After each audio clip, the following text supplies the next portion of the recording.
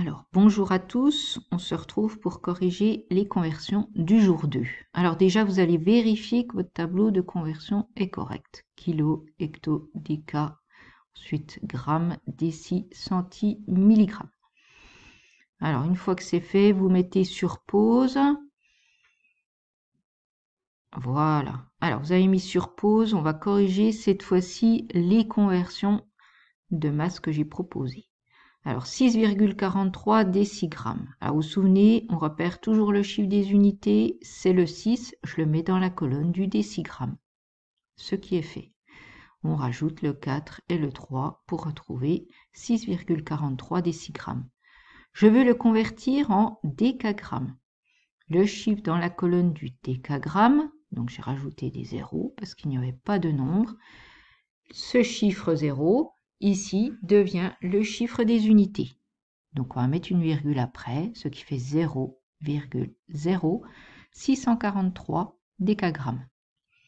On le veut ensuite en décigrammes. En décigrammes, on a la même valeur de départ. Donc, les nombres sont remis comme à l'initiale dans le tableau. Et puis, on va repérer le chiffre dans la colonne des centigrammes, qui va être cette fois-ci le chiffre des unités.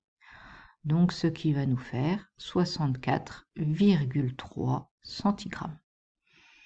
Ensuite, nous avons 0,0201 g. Alors, c'est une toute petite masse. On repère le chiffre des unités, ce 0, qu'on met dans la colonne des grammes. Donc, le 0 est dans la colonne des grammes. On rajoute les autres chiffres, 0, 2, 0, 1. On le veut en kilogrammes. Alors, c'est une unité peu adaptée à une toute petite masse, mais on va quand même s'amuser à faire cette conversion. Alors, le chiffre dans la colonne des kilogrammes est le chiffre des unités, ce qui va faire 0,0000201. On vérifie qu'on a bien 4 zéros après la virgule. Ensuite, on veut cette masse en milligrammes, ce qui va être une unité nettement plus adaptée. Donc ici, le chiffre dans la colonne des milligrammes est le chiffre des unités, ce qui va nous faire 20,1 milligrammes. Alors ici, on voit bien évidemment qu'une colonne apparaît. Elle n'a pas de nom, mais il existe bien évidemment des masses qui sont plus petites que le milligramme et plus grandes que le kilogramme. Donc on pourrait ajouter des colonnes encore à droite et encore à gauche. Alors, je vous laisse faire le tableau de conversion de volume de tête. Et puis, on se retrouve dans une toute petite pause. Allez, vous faites pause. Alors, voici le tableau de conversion du volume. Alors, si vous vous souvenez, dans la correction précédente, il y avait des choses ici, des encadrés. Donc, je les ai supprimés. Alors, on se souvient que 1 mètre cube, c'est 1 kilolitre. 1 décimètre cube, c'est 1 litre. 1 centimètre cube, c'est 1 millilitre. Alors, je vous laisse faire une petite pause pour ensuite essayer de faire vos conversions maintenant que le tableau est juste. Alors, ça y est, vous avez essayé de faire les conversions.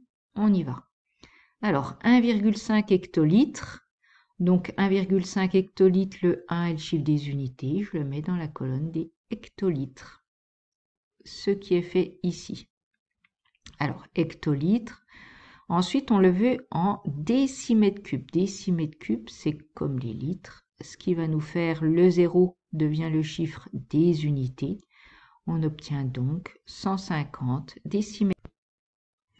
Ensuite, nous voulons ce 1,5 hectolitres en centimètres cubes. Alors, nous complétons ici avec des zéros jusqu'à atteindre la colonne des centimètres cubes, c'est-à-dire des millilitres. Ce 0 devient le chiffre des unités, ce qui fait donc 150 000 millilitres, 150 000 centimètres cubes. Ici, vous remarquez que je n'ai pas mis des zéros partout, c'est pour ne pas trop surcharger ce tableau qui est beaucoup plus grand. 4,5 décamètres cubes. Alors, le 4 est le chiffre des unités, on le met dans la colonne des unités de décamètres cubes. La colonne des unités de décamètres cubes, la voilà. Ensuite, on le veut en kilolitres. en kilolitres. Donc, je rajoute des zéros pour avoir un zéro dans la colonne du kilolitre qui sera le chiffre des unités. Ce qui nous fait donc 4500 kilolitres. Ensuite, je veux cette valeur en mètres cubes.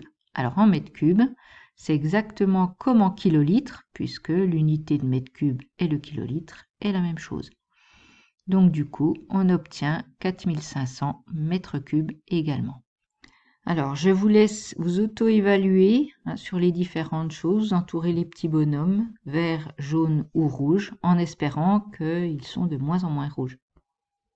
Allez, courage, vous allez y arriver, il n'y a pas de souci. Allez, à bientôt!